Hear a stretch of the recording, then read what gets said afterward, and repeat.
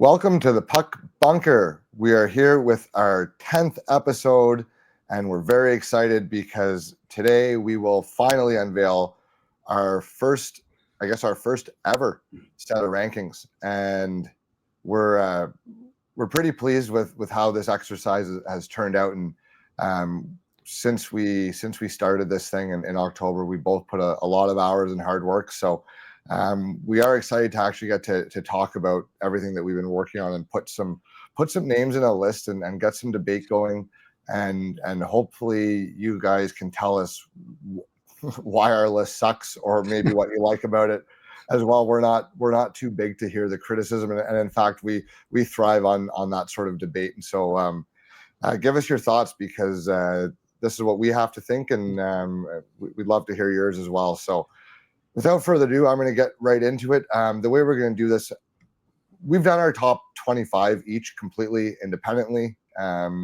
We haven't shown each other our lists. I mean, aside from right before the show where I had to put the screens together, but we're doing this basically blind. So there should be some interesting, authentic live reactions and some authentic live debate. So I'm going to go through my list quickly first, my top 25, and then I'll let boys do the same, and then we'll probably tear each other's throats apart for 20 or 30 minutes. So or we'll agree, or we'll agree. Well, I can already tell you, because I had to see your list. We agree sometimes, but not others. It could get fairly interesting here, but yeah. Without further ado, here is my 21 to 25 as of today, and this is, we're not even mid-season, so this is still very, very early in the year. But at 25th overall, I like Henry Brustevich, right-handed defenseman from the London Knights. I think he's very mobile. He's got good size.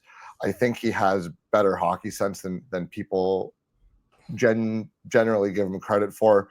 And, right-handed defensemen who can skate and make a pass aren't easy to find. And he's in the perfect system for his development. So NHL teams trust the London Knights, and so do I. So Henry Brustevich, 25th overall. 24, Jack Murtagh from the U.S. National Team Development Program.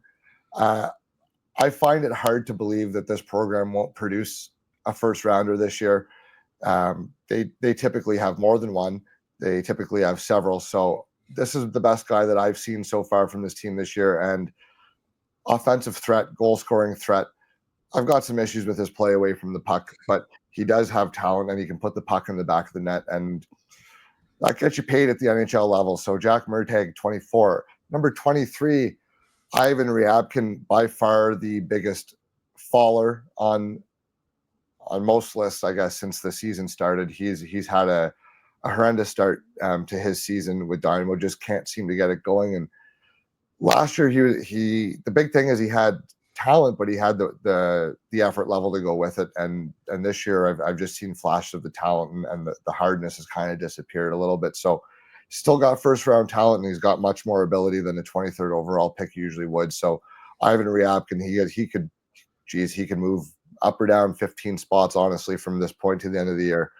Brady Martin from the Sioux Greyhounds, he is a versatile, do-it-all, tough son of a gun kind of guy that I think any team would love to have playing for them. I don't know what kind of upside he has in terms of offensive ability at the NHL level, but I'll be damned if I'm not looking at an NHL player here that's gonna earn the trust of coaches and going to be a fan favorite and do the things that maybe not everyone's willing to do to help your team win. So for that reason, he gets a spot in my first round. That's Brady Martin from the Sioux Greyhounds. I love the way the kid plays the game. Cole Rushney from the Victoria Royals. He would probably be a lot higher on my list if he was a little bit bigger. I will admit I have a bit of a size bias, and at 5'10", to be in my top 25, you got to be pretty damn good in my eyes. And I actually like this player a lot. He's a very, very smart, very intelligent playmaker who can give it to you both ways. He can dish the puck and he can shoot the puck. He works hard. I don't have anything negative to say about his game, other than I am concerned with how effective he can be at 5'10" if he doesn't put on some pretty serious weight. That said, and I've said it before, brains are the big equalizer, and brains get him a spot in my first round at 21st overall. Moving on to pick 16 through 20. I have Jacob Wozniak. Honestly, he's a physical specimen. This guy, he's one of the most physically gifted players in the draft. Sure as hell, more than 20th overall. I'll tell you that much. But there were some inconsistencies to his game at the beginning of the year, and I think a lot of that had to do with maybe people overanalyzing a piss poor performance at the Holinka, which he'd probably be the first guy to tell you wasn't his best hockey, but he's turned it on lately. And man, he's a 6'2" winger. He can really rip the puck, and he's big and he's strong, and he can play physical when he wants to. If he gets a little consistency and he really starts to want it, I think this guy could move up because he does have talent. The next three guys on my list are more talented than where I have them placed. There's just some issues. For Wozniak, it's the consistency and the willingness to battle shift in and shift out, and game in and game out for that matter. But even shift to shift, there's not consistency there with him. But geez, when he's on, he looks really, really good. And you could pretty much copy and paste that exact same thing for Lyndon Lakovic. He's 6'4" winger who has just a boatload of offensive skill. His puck skills are fantastic. He's great along the boards when he has the puck. When he has the puck, this kid's very, very good. But his off-puck play really kind of drives you bananas. He reminds me a lot of Anthony Mantha. The good and the bad. He does. The good and the bad. He's big. He can get around the ice. He can dish it. He can absolutely. That's a bold take. He can absolutely wire it, and he feels like trying half the time. So playoffs for those two guys, to me, Lakovic especially, I want to see it in the playoffs because that's when you test it. If they make the playoffs, they just traded their best player, so we'll see about that. But that's when I would like to see it. It's just to compete because, geez, he's oozing physical talent and ability, and he's got a lot more talent than 19th overall, I think here. But consistency is a skill, and it's one that I think he could work on a little bit. Justin Carbonneau from the Armada out in Blainville, and bit of Jekyll and Hyde for me. I like this player. I really want to like this player a lot because he does so many things that you like. He really wants it, and he really wants to be a difference maker. But I've said this before with him. I think sometimes he wants it too much, and he wants to be the difference maker a little bit all the time. And I think he needs to get a little bit more comfortable deferring and just being more comfortable going through his reads in the offensive zone when he has the puck. He's a very dangerous offensive player. He's got good size. He's really willing to battle physically. He can absolutely hammer the puck through the back of the net. He can pass it when his primary option is there. And I think we're looking at a guy with some pretty serious upside here. There are I'd say he's a guy that the details of his game, but the things that he needs to work on, I do firmly believe are very coachable. And if he gets with the right development team, you're going to be looking at someone who's going to be very happy with their pick here in Justin Carbonneau. He's got all the ability in the world, this kid.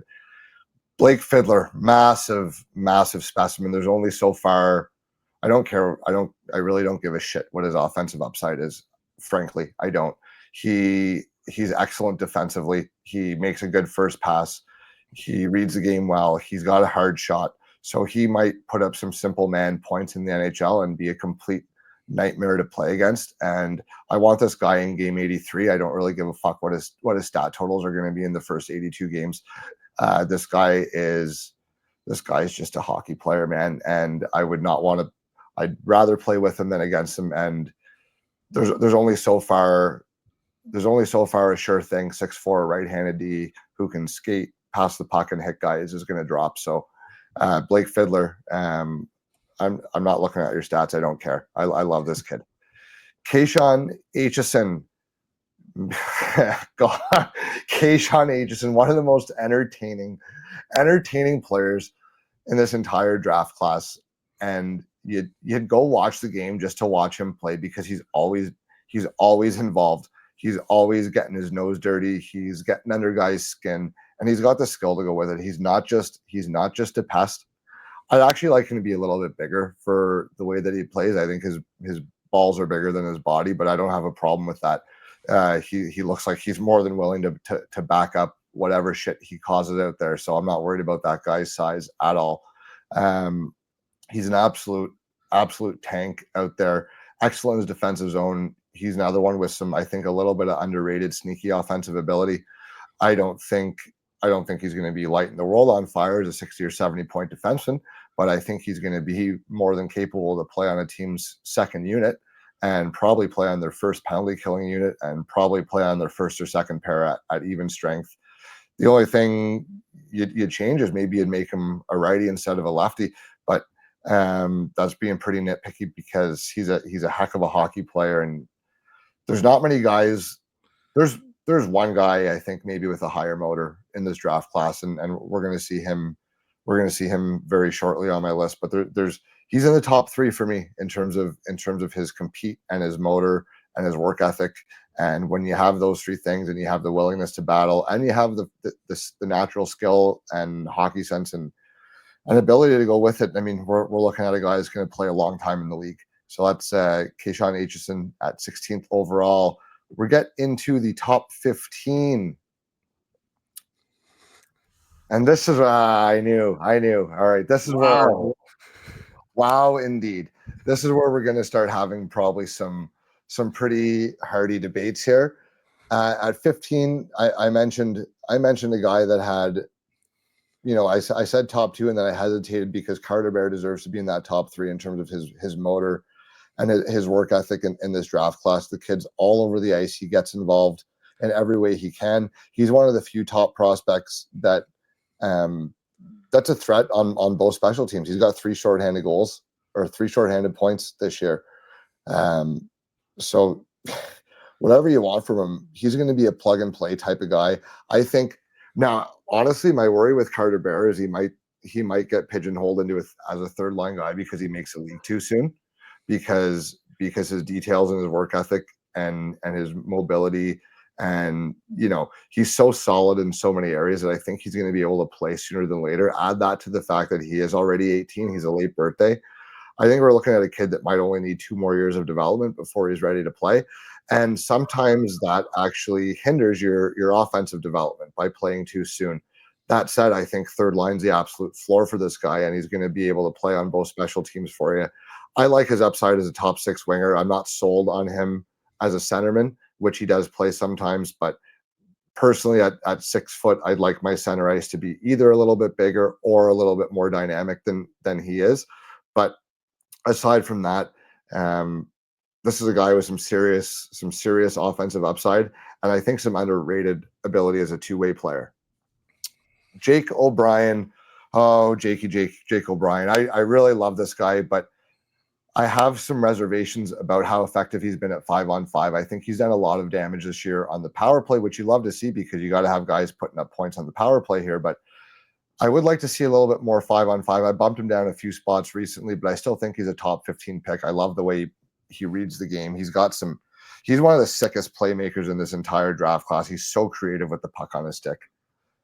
Billy Z, Wild Bill from the Rouyn-Noranda Huskies, probably my favorite player in the whole draft. I think I have him admittedly higher than anywhere else you'll see, and I'm okay with that because I again, much like I said with Fiddler, I don't really give a shit what this guy's offensive upside is going to be. He's pumping 1.5 points a game right now. He's on pace for over 100 points in the queue, and all I read is what's his offensive upside. The only thing, people watch this guy and he's a choppy skater, and that's what stands out right away. He's a choppy skater. It's not very pretty, but guess what? He's always where he needs to be. Guys don't really beat him. He uses his size to shield guys off, and he makes up for it. And his top speed is actually pretty good. It's just those first couple steps. It's just not pretty to look at. And people are like, oh, well, maybe whatever. But you watch his game, and all he does is create turnovers and havoc and chaos all over the ice. He steals a puck all the time. He plays with two super talented guys on his line, and I swear to God, this is the guy that actually stirs the straw in the drink for that line. I'm telling you, he creates turnovers in all three zones. He's constantly forcing defenders into making bonehead plays because he's running at them full speed like an absolute lunatic, trying to put them through the back of the glass into the third row. And they know. And I watch defense, and I watch so many of this guy's games because I need to be sure, because I know I'm against a consensus with this one. And dude, he's a maniac all over the ice. Like, I would not want to play against this guy. He's a very underrated playmaker. His shot's getting more dangerous, and he's getting really smart at positioning himself for his one-timer, which is probably his best threat in his shooting arsenal. So Bill Zonin, I don't care what anyone says. The guy is a top 15 pick in my book, and I would love this guy. I would love to see this guy play for the Ottawa Senators. Oh my God, him and Brady Tkachuk on the same team would be something sick. Jackson Smith, one of the most physically gifted players in the draft. I think he's a very safe bet to be at least a second pair defenseman as a two-way guy. He's an excellent rush defender. He can move the puck. The brain farts in his game that we saw earlier are starting to iron themselves out. And all around 6'3" defenseman who can skate and move the puck. He's not going to drop much further than this if he's not gone by 12 already. Victor Eklund from Djurgårdens. This is a guy that I've had this guy as high as 6 as recently as the last week or two. His offense has slowed down a little bit in that league, although I do think he's coming off an injury. His effort level and his motor are awesome. He's another guy that deserves mention. Him, Zon, and Aitchison Bear, like, they're as good as you can get motor wise. Brady Martin might be the fifth guy there, but it's as good as you can get. He's got some very good offensive skill. He can really shoot the puck. He can pass the puck, but his work ethics is his bread and butter. The only thing you don't like about him is that he's a 5'10" undersized winger. And if you're going to be small, I'd rather be small on the wing. But I've only got time for probably maybe 3 guys max on my team to be under 6 foot. Do I think this guy could be one of them? Yes, absolutely. But in the top 10, I'm probably underrating this guy, if I'm being honest. And no, I know, but there's 11 guys that I really, really love and there's only 10 spots in the top 10, right? So you're saying 6 to 11 are kind of interchangeable? Close, but yeah, there's a big tier. There's a big tier, and I think Smith is maybe in that too, but it's pretty fluid up until 15, 16 for me. But Eklund you're going to see him in a lot of top 10s. I don't think we're going to see him in the top 5 just because he is a 5'10" winger, but somewhere between pick 6 and before we get to the playoff teams, someone's going to get an ultra competitive, ultra talented, extremely, extremely good hockey player. I've got nothing bad to say about him at all. Let's move into my top 10. I'm taking longer on this than I had planned to, but that's okay. Number 10 from the Erie Otters, Malcolm Spence. He's the benefactor probably, and he's probably the guy that took Eklund's spot in my top 10. Not that means much to these guys, nor should it. I wasn't sold on him earlier in the year. I got a chance to watch a few more other games recently, and I saw him in person at that CHL USA Challenge game. God, he's a force. I think I see a lot of people saying he's only going to be a third liner. I firmly disagree with that at this point. I think this is a top 6 winger by any measure. You're going to be able to put him in absolutely any situation and trust that he's going to do the right thing. I think there's a pretty big clutch element to this guy too. I've seen him score some pretty important goals for Team Canada and some pretty big goals for Erie this year. The guy steps up when it matters. He gets better when the game gets harder, and that's the kind of guy I'd want on my team. Anton Frondel, for the life of me, I can't figure this guy out. One time I watched him, like, oh, this is a top 5 pick, and the other time I'm like, yeah, maybe between 15 and 20. I'm not sold on his offensive upside here, but what I am sold on is his floor and his two-way game. I think he's got an elite two-way game. I think he thinks the game extremely well. He's rarely, if ever, out of position, even in a men's league, which is really impressive for a 17-year-old centerman. I think. And offensively, I think the one tool that is going to save his offensive totals is his shooting ability. He can shoot the puck. He's got a very good shot, and he can place it like a goal scorer. He knows how to bury it when he gets the opportunities. I think his playmaking is smart but simple. So maybe more of a true middle six guy here. I don't know that I see a first line center, but I do see more. I do see more than a 40-point third line center. So he has an elite two-way game. I think he could, as guys work on their flaws for the second half of the year, there could be some higher upside guys that surpass him here, and he could end up being more towards the 10 to 15 range. That said, he could get hot offensively and show a little more than he has and move back up into the top 5 like it looked like he might be at the beginning of the year. Logan Hensler from the Wisconsin Badgers. He took some time to adjust to the NCAA and the speed of it and the processing speed that's required at that level. I think he has been notably better the last few times I've watched him. So I had dropped him quite a bit because I saw some things that made me nervous earlier in the year. But he's a right-hand defenseman who's probably one of the best skaters in this draft. He's incredibly fluid, incredibly natural, a very pretty skater when he's out there. It looks effortless, like he's floating across the ice at times. He makes a good first pass. I don't know what kind of offensive upside he has, but I know he's got more than none. So pretty safe bet to play a long time in this league. And the offensive game looks like it's coming around, so maybe you see some PP2 upside there for him in the future. But very solid all-around defender. Roger McQueen, we're going to get a better read on him as he comes back from injury, but there's only so far that a 6'6" centerman that put up monster numbers in his D-1 year and has unbelievable one-on-one puck skill. There's only so far he's going to get. I've seen some major question marks in his game. I'm not going to overanalyze him. He hasn't played enough this year. This is a second half guy, but for now I haven't moved him from where I had him just because he hasn't played. So Radim Mertka at number 6. This is high. This is maybe I was too when I made this list, but but I love him. No, I absolutely love this guy. He's 6'6", 6'7". His skating is unreal for his size. He's played 7 games in the WHL, didn't do much his first 3. He's got 5 points in his last couple games here. He's turning it on. He's running their first power play. He's playing at the top.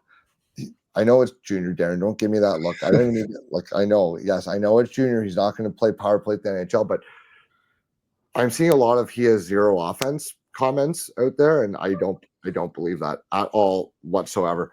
He has the ability already in junior. He's played 7 games on North American ice, and he's already completely locks down an entire side of the ice. They played Everett the other day. They got spanked 4-1. He's a +1 in that game. And every time they got the puck, guess where they went? The other side of the ice. That says something. He can give guys a half his own gap and break with his back foot and stick his stick out. And his reach is so deceptive, and the puck's off his stick. He's forces turnovers. He's a joke down low because no one can play against him because he's so big and strong. And he's 6'6". He's going to be bigger than everyone at the NHL level too one day. It might take him a few years. Like, he might not play straight away, but he's 6'6", 6'7", like he's bigger than everybody. So he's going to be able to dominate guys physically, defensively. I think we're looking at an absolute lockdown defenseman at worst, a first pair lockdown, shutdown D.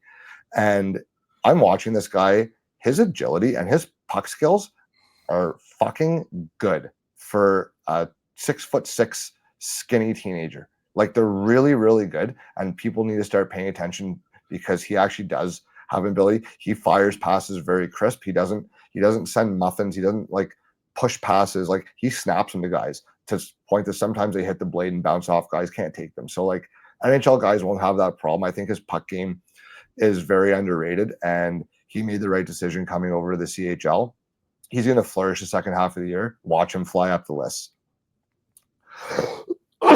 Excuse me. Top 5. Caleb Desnoyers. I think we're looking at worst a excellent second line center. And I do think that there could be some upside to be a 1B here. I'm not sold that I see a number one center. I'm not sold that I don't. He plays an excellent two-way game. I think his hockey sense is about as good as it can get. His offensive tools are all excellent. He's excellent across the board. I see very few flaws with this player. The only reason I have him at 5 and not inside my top 4 is I don't see the same natural God-given ability that I do in these other four players. I think he's just a half a hair below them in terms of absolute true upside. That said, top 5 pick. I like the guy a lot. I don't have any concerns with what he's going to be. I think he's a very, very high floor with a very underrated ceiling. James Hagens, the World Juniors are going to be big for this guy. He's gotten it going a lot better recently. I think he's developed a comfort level with the NCAA and his line mates.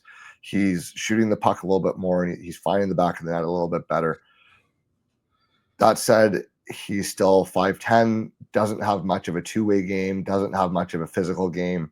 And while I don't question necessarily his effort level, I do question how hard he is. And I just, to me, there's 4 guys that have separated themselves, and it's somewhat fluid here. He can move up with a strong World Junior, but I would need to see a strong World Junior. Michael Misa, I think this guy could be a number 1 center in the NHL.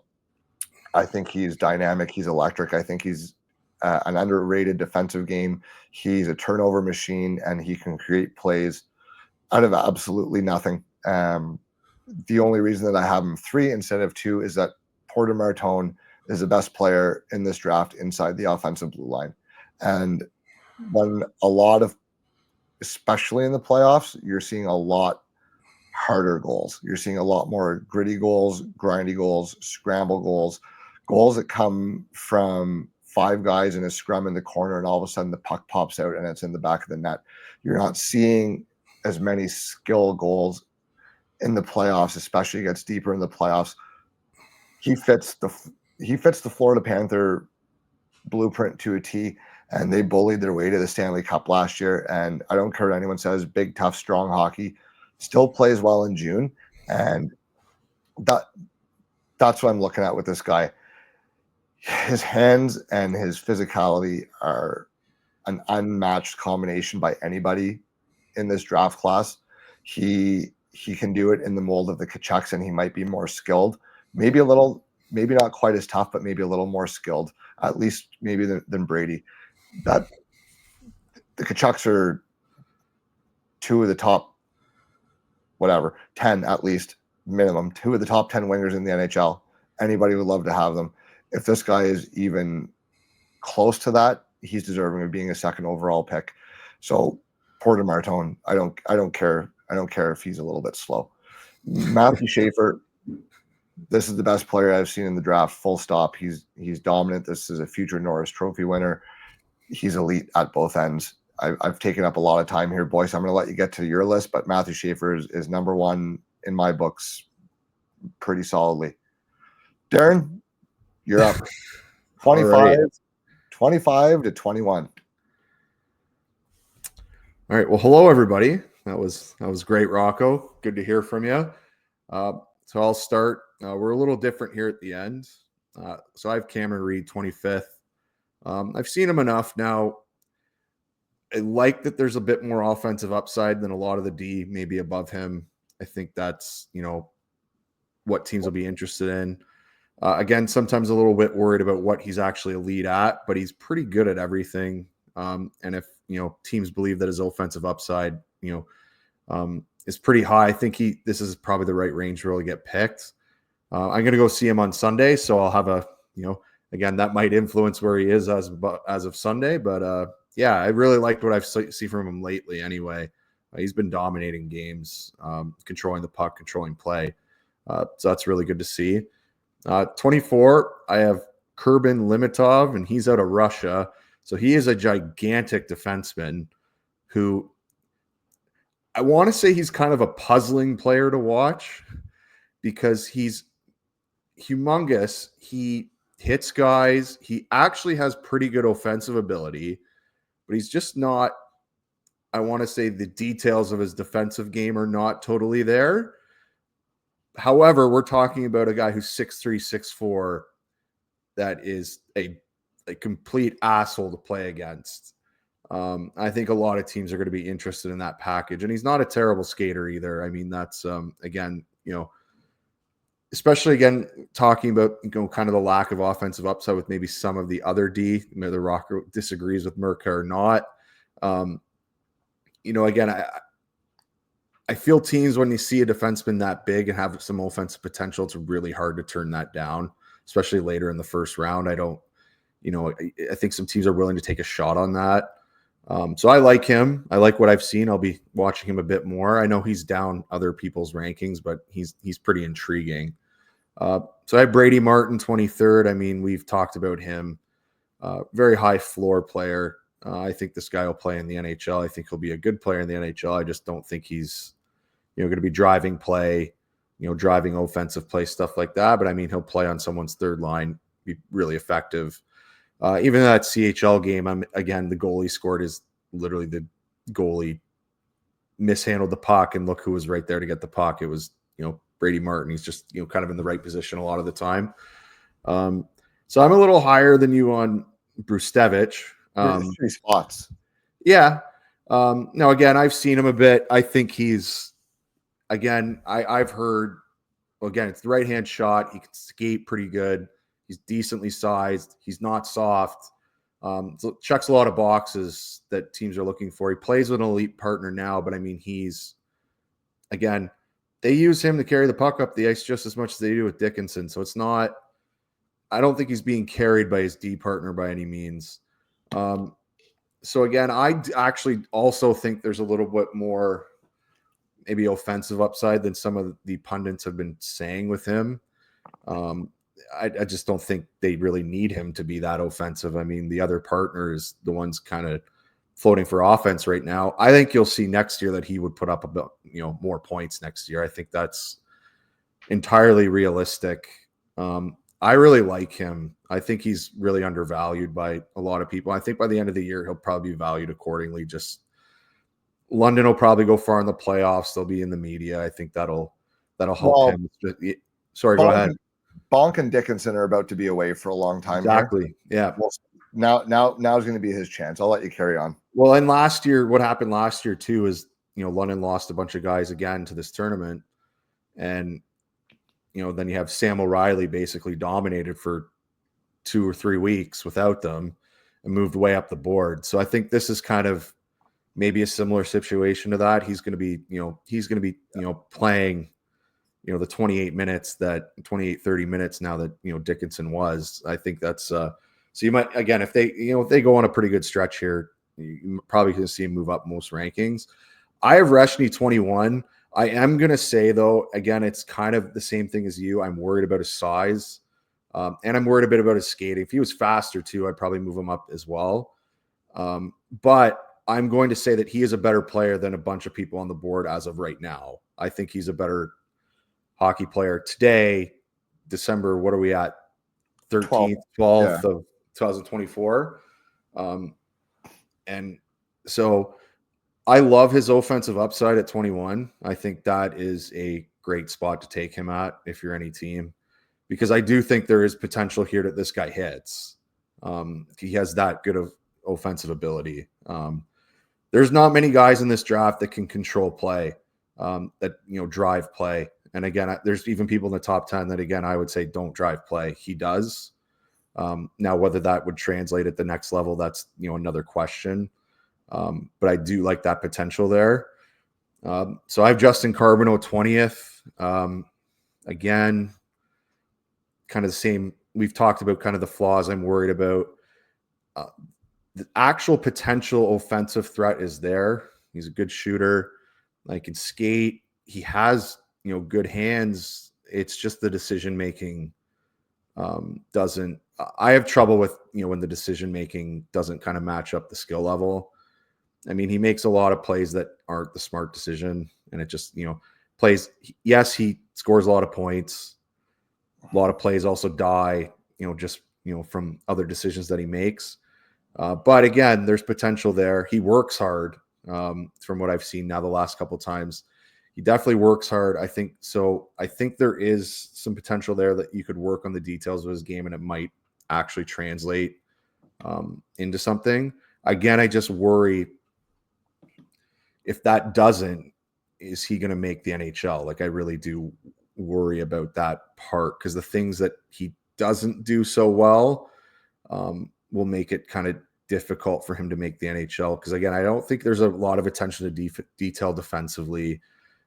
There's some bad turnovers and bad spots, stuff like that, again, I'm not sure coaches would be that happy with. But again, the potential is very good. And I've moved him up because I thought he was more of a late first, early second. So from what I've seen recently, I mean, there has been improvements recently. I will say that with him. So that's good to see.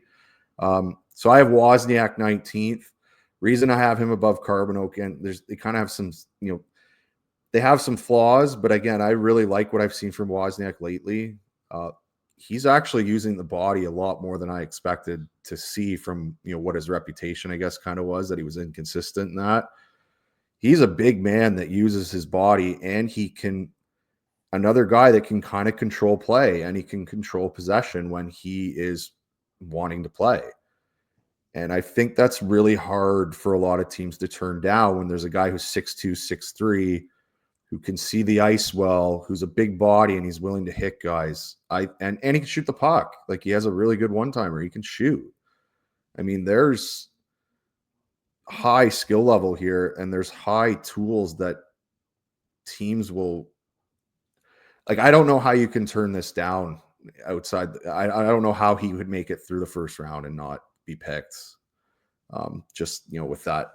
That's, just the toolbox in general is really hard to see that happening. So again, it'll be nice. Again, we'll watch and see what he's like, as the year goes on. I know his last few games in Sweden, he's been he's been really good.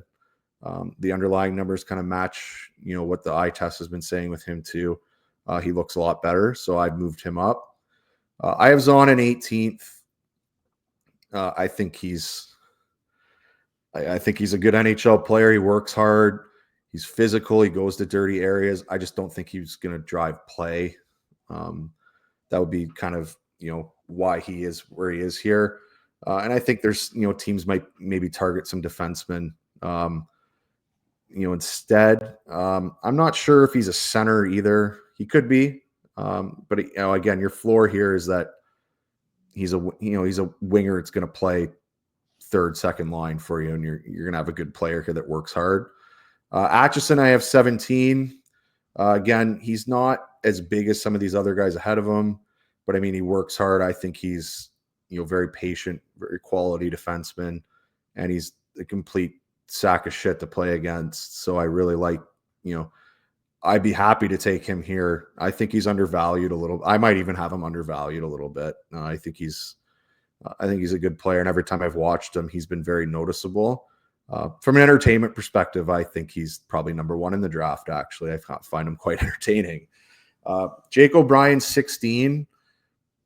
So I put him here because he's 6'2". He's got the playmaking ability. There's not many of those guys in this draft, so I think that'll work. But if we were talking about a hockey player right now, I do think Reshny's a better offensive player than him. I think he reads the ice better in the offensive zone than him. The difference is, again, kind of the skating and the size component that would be the difference between them. But I like O'Brien. Again, I think there's definitely a floor with this player too that, at worst case, he's probably a third line center. But I mean, there's definitely some higher upside than that. There's definitely, ability to control play. There's playmaking upside, that exists there. So 15, I had Murtka. So I have him 10 spots basically lower than you, or 11, I guess 9 or 10 spots lower than you. My issues with him comparatively from what I saw, again, we've both looked at him a lot. Like the big body, he's a good rush defender. He does take away that one side of the ice. You see ahead. I question his decision-making a little bit. I don't think he picks good spots, when he's looking for offense. I don't think his passing decisions, I don't think he can really go through secondary reads as well as some of these other guys. He's very much kind of a first read type of guy. And then if it's not there, he kind of, again, the play dies a little bit. So that's more my worry with him. I mean, I'm having 15th. I think he's, again, a quality prospect. I think this is a guy that can play. He's going to shut down a side of the ice. His offensive ability, I mean, I think you're a little higher than me. I don't think he moves the puck quick enough on the power play. I'm not sure he's great at finding offensive opportunities. I think he is willing to find offensive opportunities, but he's not really adept at it. So I have him 15th. Lakovic, I have 14. I have similar concerns. He's almost, I don't like what I've seen from him lately. It hasn't been, the effort maybe hasn't totally been there. But again, you have a big man here who can skate. He's 6'4", has good hands. I don't see that moving out of the top 15 just with that package. It's really hard to turn down again. Jackson Smith, I have 13. Again, really good rush defender. When I saw him at the CHL game, he was quite good. So that kind of alleviated some of the concerns I had. I think he's firmly in the top 15. I don't think he's really going to fall out of there on most lists. I think that's probably where he should be. If the decision-making gets a little better and, stops with, the epic fuck-ups that he has once or twice a game, I think, this is going to be a quality NHL player.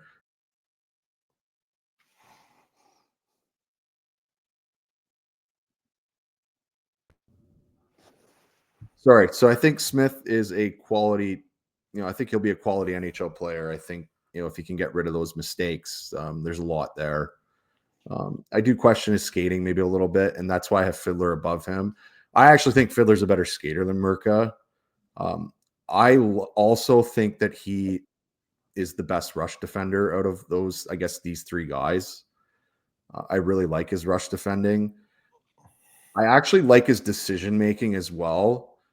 I think he makes the right decision more often. The problem I have with Fiddler, again, then this is kind of, there's the difference in the flaws of the player, is that he kind of mishandles the puck a bit more than maybe Mirka does.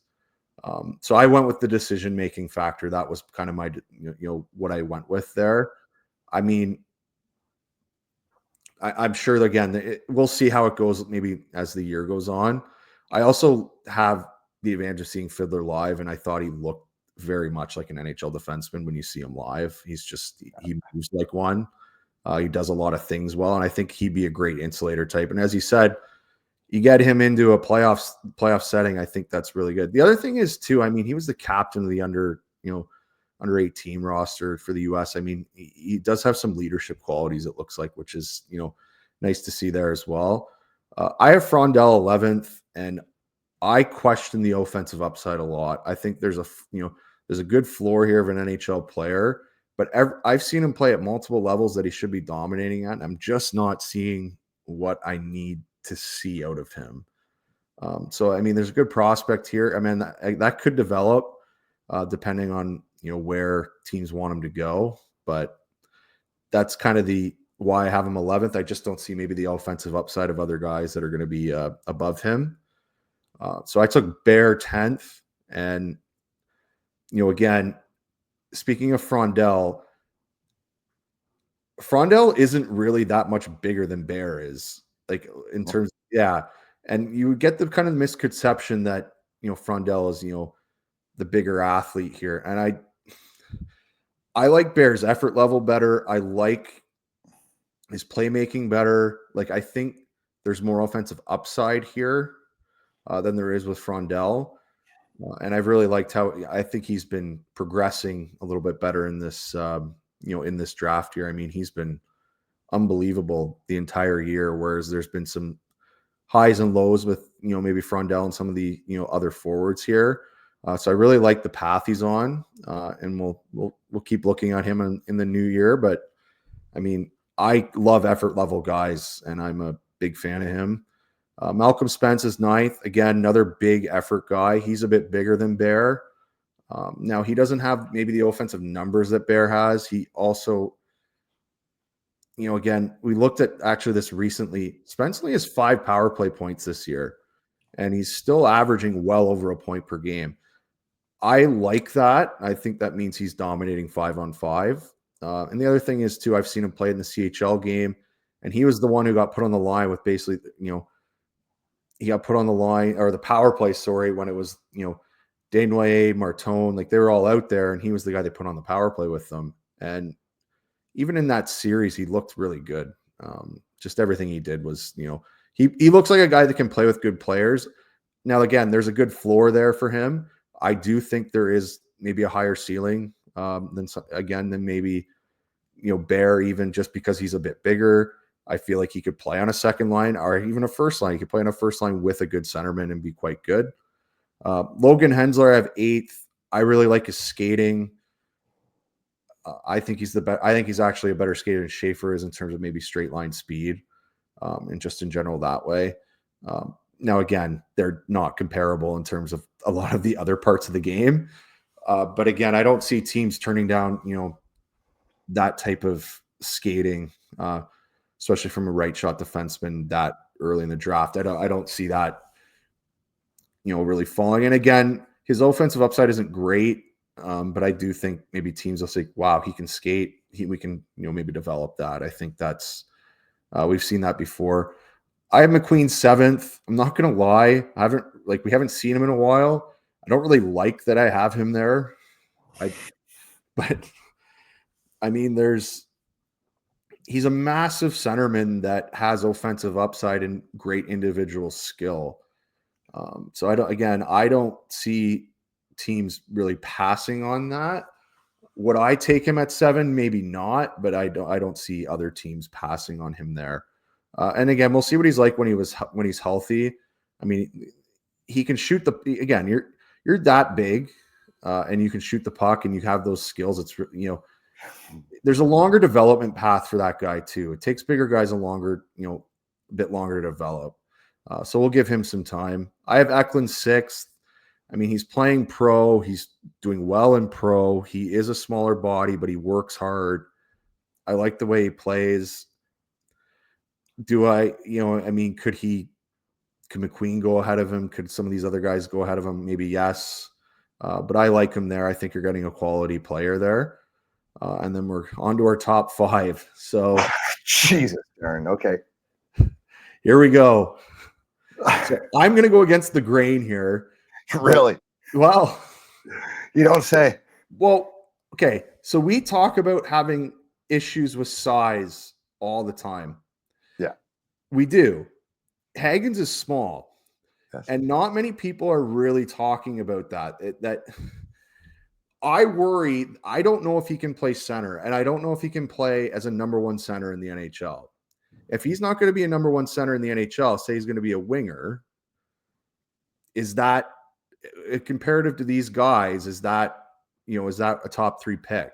So my answer is no, he's not. If he's not playing center, now he has great skills. He has great highlights. He can really shoot the puck. I actually think he would be quite good on the wing. But again, he still turns over the puck a lot, and I have a lot of trouble with that. And again, I watched him again a couple times recently, and yes, he's starting to get points, and yes, he's starting to score a bit, but the details of the game still just aren't totally there for me, what I'd like to see. Now, again, he could have a good World Juniors and he could move up to 2 here. I think that's more than plausible if he's, dominating that tournament. But right now, the other thing is too, I don't really see him driving play as much as his line mates are. And again, I would like to see maybe more line driving with my top pick, which is why I have Martone 4th as well. Again, this guy he's great in the offensive zone. I just don't see him driving play as much around the entire ice as the other 3 guys above him. However, he's a bigger guy, so I'm going to give him some leniency that he could, again, it's going to take him a little longer to develop the other parts of his game.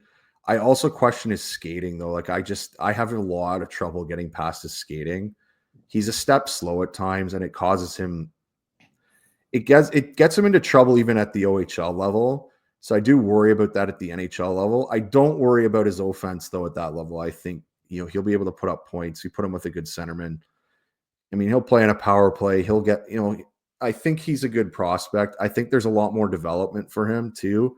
If you're comparing him to Hagens, again, just because of the body size, it's a big difference in size. So I like, again, him better as a prospect. I think, if we're looking at that range, I have Desnoyers third. And the reason the reason I'm saying that he's third is because when everyone talks about their list, they're like, well, he's a second centerman, but he could be a number one center. Well, what if he is a number one center then? Well, you better be damn sure he is if you're taking him third overall. You better be sure. Is all I'm not saying he's not. Well, yeah, but again, we're talking about but we want a play driver. He does everything on the ice really well. He is above average or excellent at everything on the ice. I think I saw yesterday he is 63% in the dot right now. 63%. Great skill for a 17-year-old. Great skill for a number two center to have. Okay. He only has 7 power play points this year, and I think he has 37 points. He's the number one center on the best Q team. And even in the CHL game, he was the guy they put at center on the first line. Yeah. They didn't put Misa at center in the first line. They put him at center. You're not wrong. And so the other part is with Desnoyers too. He's 6'2", so he's not small. He's quite big actually. And he has a lot of room to grow because he's only about 175, 180 pounds. So what's he going to look like at about 210? So I actually really like his upside. I think there's a lot more there than people are maybe making it out to be. And I think they want to say it, but they don't quite want to say it. So I'm going to say it. I think he's a top 3 pick. I have Misa second. I mean, he drives play. He's dominant every game he plays. I also think he's a better defender than he gets credit for. I also think he's quite versatile because he can actually play wing and center both effectively. He did that last year. He can play different roles effectively. I think he's shown that. So I don't think you have any, even if you're talking about floor of this player, I think his floor is actually quite high. And then you have a ceiling that is number one center, a lead offensive ability center. So I think this is a quality number 2 pick. And then I have Schaefer 1. I mean, he is by far the best player in this draft, I think, by a lot. I mean, I liked Misa too, but again, we're watching Schaefer a few times. It's just like he's the best, best player. He's the youngest player available. He's got good size. He's good with the puck. He can skate. He gets one thing I liked about him is that as a defenseman, he gets a ridiculous amount of odd man rushes for being a defenseman, and I don't actually think he's out of position. Like he's not. You know what I mean? Like he's not driving himself out of possession to get those chances. He just kind of gets those chances. So you compared him to Scott Niedermayer at one point. I'm like, I don't know. Like maybe that is what we're looking at here. But he's been back. He's been the best player in the OHL since he got back. Yes, he was the best player at the Hlinka. He's been the best player in the OHL, and he's a year younger than Hagens. Yeah. So, almost a full year. Yes, almost a full year younger than Hagens. So to me, like I don't have any debate who I like at number 1. I don't think you have any debate who you like at number 1. He's unbelievable at both ends, and his brain is so good. His brain is so good. That's why he gets those chances to nowhere, because he reads the play so friggin' well. Well, he makes good passes. He makes good passes on the rush. He makes good ozone passes. I mean, he's patient. He's good defensively. Like he's a pretty good rush defender. I mean, if I had any maybe qualms, like maybe he could be a little bit more physical, but he doesn't really have to be because he just makes the play anyway. But I mean, if we're talking about qualms, I would maybe like to see him be a little bit more physical. That would be like. Other than that, I don't have much else to say about him.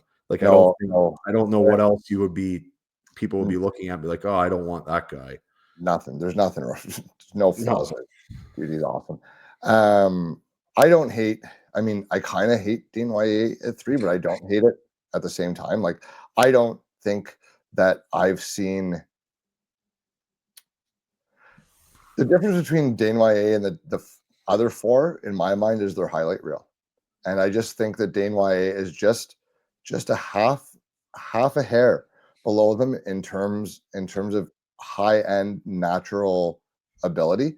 And I think I still like him in the top 5, okay? I still like him in the top 5, and I think I'd be very surprised if he's not a top 5 pick at this point. I just think that there's some things with the puck that the other 4 guys can do that he can't. As smart as he is and as effective he is, and he could be a 1C, Darren. I'm not saying he can't. I'm just saying if you're taking him above those 4, you better be damn sure. You better be damn sure that that's what he is, because even if you put Higgins to wing, the other 4 guys project as a number 1 something, number 1 defenseman, number 1 winger, number 1 center, number 1 whatever you want Higgins to be, right? So if you're not damn sure that Danway is going to be a first line player, how could you take him above guys that you are? Well, I am, so that's why I did. You're saying this guy's going to be a I think he's a 1C. Now, okay, but are we talking? Hold on, are we talking 1C as in he's one of the 30 best or 32 best centers in the league? Or are we talking 1C like you can win a Stanley Cup? We've talked about this before. So he's 6'2". Okay, so he's in a good size area, right? Who are centermen in the league that win draws that have good offensive ability? Like, think of some of these guys. Again, they're good defensively. I'll just say it. I'll just say it because I know you want to say it. Bergeron did that. Yeah. So I know that's sure, he doesn't have the highlight reel, guys. What is Bergeron's highlight reel? Stanley Cup parade. There you go. Isn't that what we're going for here? Yes, I agree. So do you think he has a defensive game as strong as Patrice Bergeron? Do I think? No, I don't. But do I think that's what made him develop into that? Yes. That's what made him so great. Yeah, but what made him so great though is that he won every face-off. He took every puck away from the other team. Like, you watch him play. How big is he? 6 foot tall? He was 6 foot, like 200, I think was his size. Yeah, something like that. Yeah. And so you have guys, he'd be on the ice. So we'll do a recent one, but say they're playing Toronto. Austin Matthews could not play against him. Yeah. And nobody would have taken Bergeron over Matthews in any type of situation, probably. But Bergeron ends up winning every time. And you know what? And I don't disagree. And if you're convinced that Desnoyers has that level of two-way ability and he'll still be close to a point a game player, then yeah, you're right to take him that high probably. Well, he's just, I mean, but you got the other thing I'm going to say with him too. I mean, his underlying numbers are, again, I'm not saying I'm an underlying guy, but like his Corsi numbers are ridiculous. Yeah, but that's a bit of could maybe be a bit of a chicken and the egg thing. Like, are numbers so good because he's on the best team, or are they the best team because he's driving the play so well? So I would argue that he's driving the play very well. A little bit of both, but yes, he is. Yeah, and I think even at the and again, when we watched the CHL game, he was the best player in the second game. He was the MVP of that game, and he just goes ho-hum away. And if you actually watch the behind the game, he has, creates a bunch of turnovers, has a nice tip to score a goal, makes one sick pass. He's got 2 points. He's like, and they've won the game. Like, that's the type of player we're talking about here. Yeah, no, I don't disagree. I have nothing bad to say about the way he played. In either case, I think we both have a fairly firm group of 5 that we like at the top of the draft. I think that's fair to say. Now, a lot of the arguments that you're using for Desnoyers, I'm going to turn around here and use right back on you when it comes to Radim Murtka, because you said Bergeron. No one would take Matthews, or no one would take Bergeron over Matthews, but when they play against each other, Matthews can't do fuck all against him, right? Bergeron handles him, right? So I'm going to say that about the 6'6", 6'7" right-handed defenseman who can skate and who has the best reach in the draft class and will be one of the biggest players in the league. He's a nightmare to play against. And even if you do have some doubts about, if he can play on a power play, I don't care if he can play on a power play, because he's going to be an absolute living hell to play against every shift of his career. Guys that are this big are so hard to play against. And the fact that he is a very, very good skater too, which is only going to get better, by the way, as he gets stronger and puts a little bit more weight on his body. And like for these taller kids too, like they've gotten so tall so quick, like there's some gangliness, there's some like clumsiness there that's just inherent in guys who are so big at that age, right? They're a little bit awkward. The height comes before the weight, and the coordination and the balance, and relative to his size, he's so far. He's so far. I remember watching guys like, dude, Logan Stanley couldn't skate at all in his drafters, first round pick. Nick Hague, pretty good skater, not like this. A lot of big guys, right? You know what I mean? Like last year, dude. So Saleyev, he was a big guy who could skate, who had no puck skills, and didn't get to go play in a league where he had a chance to show it off. They took him blind playing men's league 8 minutes a night out of Russia, top 10 pick still, right? And he's a lefty. So where's this guy going to go if that guy was top 10 pick? So he's a right-hand shot. Like I wouldn't listen. I wouldn't be shocked if the teams between 6 and 10, a couple of these D went there that we have kind of between. I guess I have between 12 and 15. Like I wouldn't be shocked at all. No. So you got Eklund 6. I got Merck 6. Who's coming out with the puck between them? Really? Seriously, who's coming out with the puck? 1-on-1.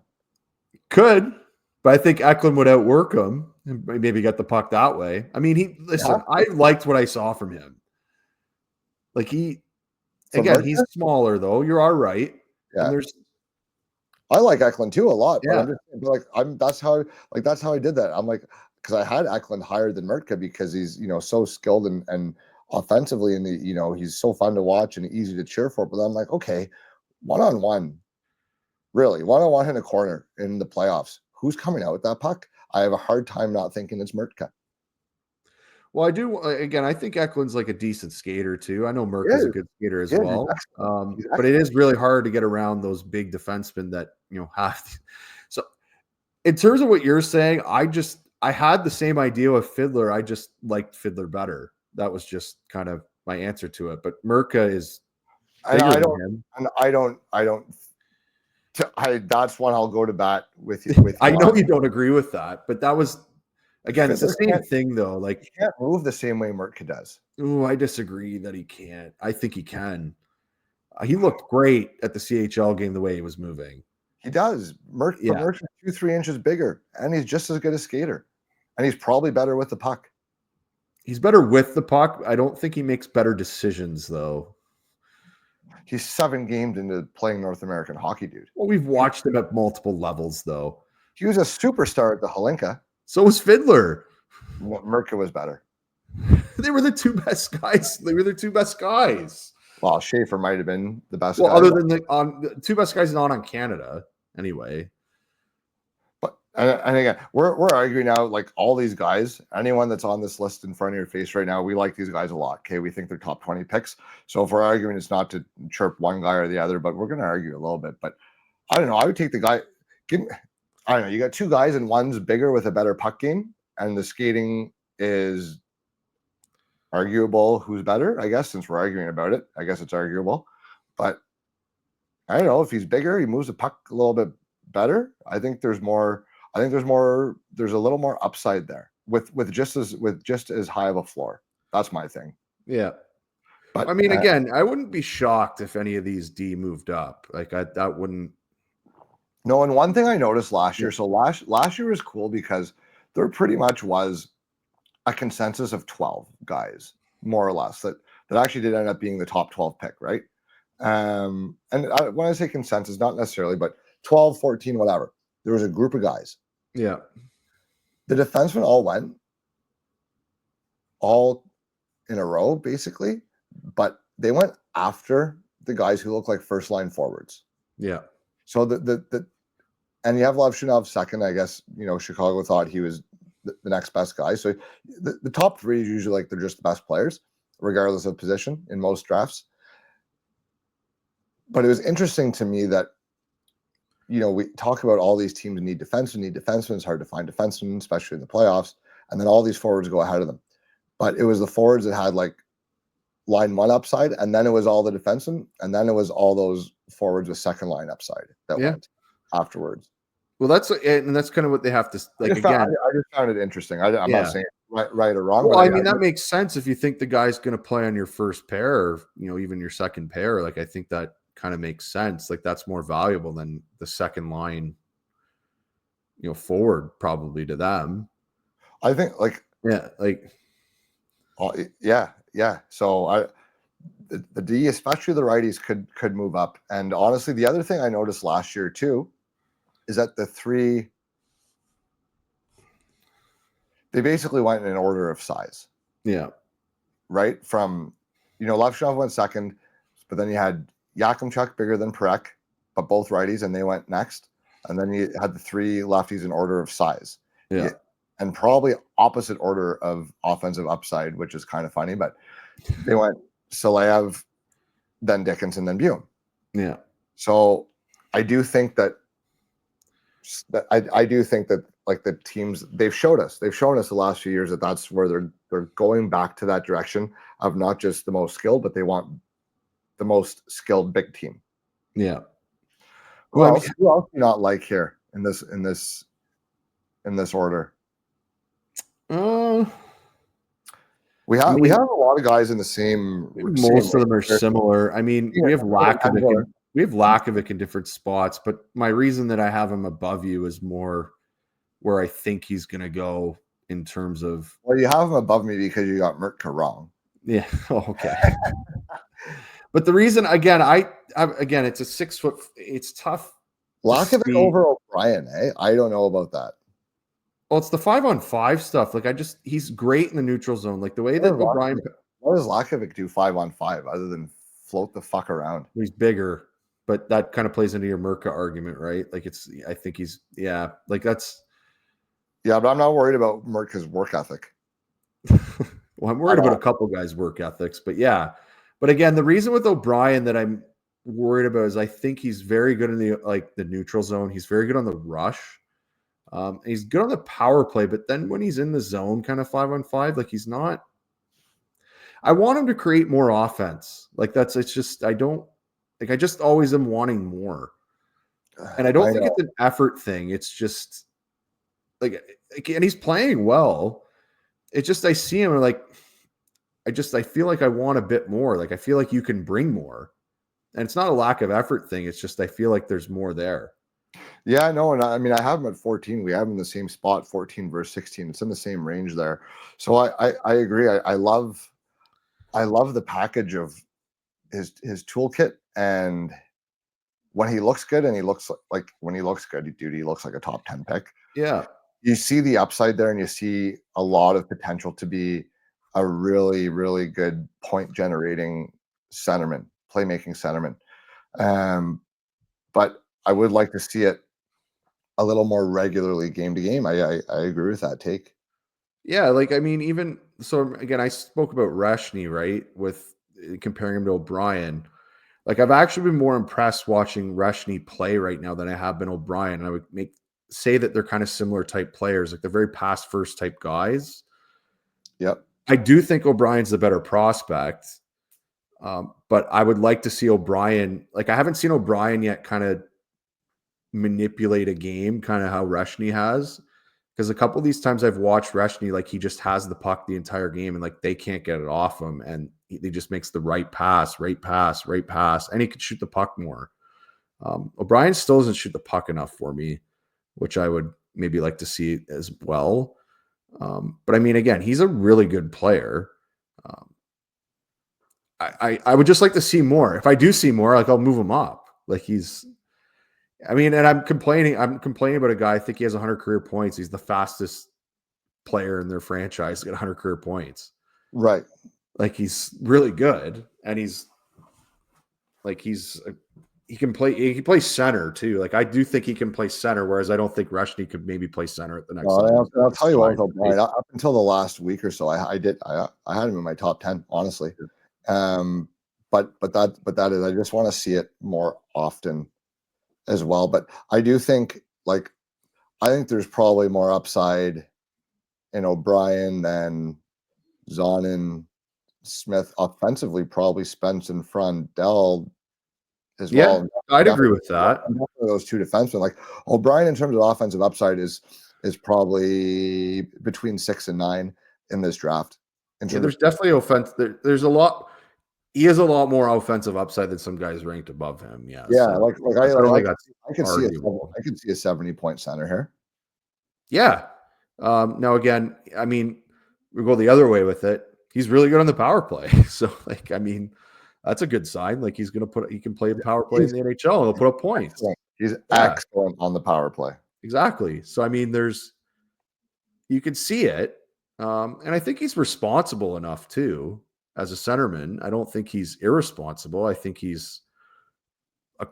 think he'd be a He's quality. got he's got more power play points than Martone does. Yeah. There you go. But again, it's just, and again, he's not bad 5-on-5. Like, he's quite good. I would like to see more. there's not, other than, I mean, Fiddler, we have a different spots, but we chatted about that. Most of these guys we have really right in the same range here, honestly. Yeah. Well, You- we both like Wozniak, which is kind of outside the he's the only guy normal ranking. he's the So, only guy here that we haven't done a full feature on, actually. well, we'll have to do one. We will do one, but he's been a lot better lately. He's an upside guy. I think there's tons of ability with him, but he needs to get the consistency going. Him and Lakovic, I have a lot of the same issues with, where it's just like I need to see you want it all the time. Well, I'll say this with Wozniak. I've seen him hit a lot more guys than I've seen Lakovic hit. I haven't seen Lakovic hit a guy. Yeah, which again, and like, speaking of Lakovic, like, again, I have him at 14, but like, I've moved him down from where I had him at the start of the year, right? Like, it's I had him as high as 12 or 11. yeah. So, like, I've moved him down, and I moved Wozniak up because, again, I just kind of recently got into watching him a bit more recently, and I've really liked what I've seen. Lakovic has a ton of upside though. He's a guy that I want to put higher, but I'm just like, the guys that I have above him, just most of them just work their bag off. And they're safer. Yeah. I don't want to miss on a guy there. Yeah. But like, I think Wozniak, like, at 19 or 20 is a really good pick, because I think, well, because you're a little less worried about missing completely on, like, if you miss a pick in the 20s, it happens sometimes. again, he's big enough that he could play center. I don't know if he would. Like, again, he's been playing. He's a shooting winger through and No, through. he is, but he's played some center in the Swedish league. He hasn't been bad. I don't have time. But again, he's big enough though, and physical enough, that he could play wing quite effectively. And I've seen him again. So, speaking again of O'Brien and Rushdie, like, I've seen games where he's in Sweden and he's, again, controlling the game. Like, he is driving play, like, he's driving possession. He's not just a shooter. Like, he can actually set guys up, and he's quite good at it. That's fair. And so, again, speaking of this draft, like, I haven't seen a lot of guys totally do that. Like, I mean, again, Zonnin's good at getting the puck, but I wouldn't say he's driving, passing decisions and stuff like that. But he's good at getting the puck for his team, getting it to a teammate to make a good play, or he can just score himself. How's that? What part about what you just said is not driving the play? No, he gets the puck. Like, a decision making. Like, he's a good decision maker. It's decision making. It's decision making. Like, you're in the zone. Like, you can make good decisions in the offensive zone. His decision making is pretty good. Has actually gotten a lot better. I have him ranked higher than him. Yeah. But I'm just saying, like, it's a different type of player. Like, you have a guy who can go into the offensive zone and he just can sit there with the puck. And I'm not saying he's just sitting there standing still, but he can manipulate the defense. Like, a guy pressures him, he finds the open guy. If no one pressures him, he can kind of create himself. These guys are hard to find. They are. Like, whereas I don't know if Zonin can quite do that. Like, I think sometimes he will get a little, especially some of his passing, he gets a little bit panicked. He'll throw it into spots that maybe wasn't the right decision. But again, he doesn't, I think his best trait would be playing alongside a really good centerman. Yes. And just playing on the wings and getting to the net and scoring a bunch of goals that way. He'll get the puck and score 25 goals, all of which in the crease. Which is great. Yeah. Like, there's Brian Smith made a career out of that. And he's probably a better, well, I won't say he's not a better player than him, but he's definitely a more physical presence than he ever was. Yeah, So that'd be a hell of a player, eh? Ryan Smith. exactly. If you Uh, go to the dirty areas, you have a long career. which is why I like Zonin so much, because he lives in the dirty areas, dude. He dominates the dirty areas. He might be the best board player. He's a really good cycle player. Like, he's really good on the cycle. That Spence, is true. I think Spence is the only guy that, and Martone, I guess, would be the only guys that could control the boards as well as Zonin does. Yeah. That's huge. That's huge in I the did pro. notice that I think a lot of their production also comes off the cycle, which is kind of promising for an NHL prospect. And that's I watch Zonin's points, and I'm just like, NHL play, NHL play, NHL play. They're simple, but they work. They're not gonna, like, he's not gonna have as exciting a highlight reel as some of these guys. But guess what? Do you see, how often do you see highlight like those kind of goals work? Like, aside from the really best players, McDavid, McKinnon, whatever, but like most goals are hard work goals, or they're caused by turnovers, which Zonin is unbelievable at creating, or they're caused by broken panic plays because the defense is getting pinned down in the D zone, and the puck kicks out somewhere. Like, and those are the kind of points that he scores. So that's why I have him so high. I think Ryan Smith's actually a decent comp for him. Yeah, I was thinking about that while I was talking. I'm like, yeah, that's not actually bad. But Captain Canada, dude. Yeah, I mean, The but original that's like Captain Canada. the hard worker, plays the cycle, goes the rough area, scores goals, won't back down. Like, would you want to play against Zonin? No, he's just going to come out and work harder than you and run your teeth through the back of your face and then score on a one-timer like 5 seconds later. I wouldn't want to play against that guy. Or just dig the puck out of a scrum or a scramble in front and score. Like, it wouldn't even. Well, there's another one. You want to give, Dano, I so much credit for Moncton's success. Well, what about Ruin's success? Zonin's their first line center, and his Corsi numbers, like, they're all really good. Almost always over 60. Really good. Yes. So again, I said I might even be undervaluing him. Yeah. But again, I find him to be undervalued in a lot of, looking at a lot of the kind of the scouting services that way. I do think he's a tad undervalued by people. Some people don't even have him in the first round, which is he's a lot undervalued by. Yeah, I find that wrong. Do Um, you want to talk about any of the 21 to 25 guys? No, because I'm not as passionate about those. We have 3 of the same 5, and the two that we disagree on, like, your 2 guys are 2 of my next guys, and vice versa. I think this is a good place to stop it for today. And we can get more into debating the 20 onwards. We're going to do a few more episodes with some more features. Like, we want to feature Wozniak, and there's a couple guys in our 21 to 25 area that we haven't featured on. So we do want to get some more information out and start diving into some of the B prospects, while at the same time keeping everyone updated on how our lists change. So let's call that for today. I think we had some good debate here, and I like the look of these lists. I mean, obviously I like them. I fucking made one of them, but hopefully you guys feel the same, and if not, please tell us where we screwed up, or what we got right, and or what your thoughts are, and who are some names that maybe we need to pay attention to that maybe we missed and should take a look at in some upcoming episodes. So thanks for sticking around, boys. Pleasure as always. All right, we'll see you later.